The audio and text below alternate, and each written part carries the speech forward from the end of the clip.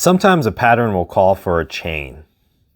To do a chain, first, start with your hook around a slip knot. So let's make a slip knot here first. Slip knot, we're going to tighten that around our hook here. Perfect. So you can either yarn over or yarn under. You'll see those two terms. Yarn over means that the yarn goes over the hook.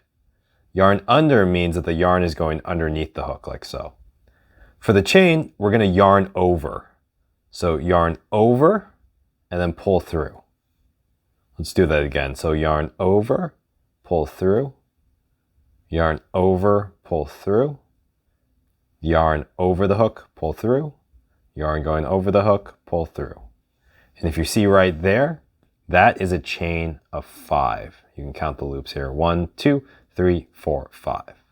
So if a pattern were to say, oh, chain 5, when it's starting, then you'd chain 5. You'd end up with this. So let's start over again and do that again. All right, we're going to start from the slip stitch again. So let's start with the slip stitch. Take your crochet hook. And we're going to chain 5 here. So 1, 2, yarn over, 3, 4, 5. If you look right there, we've got a chain of 5.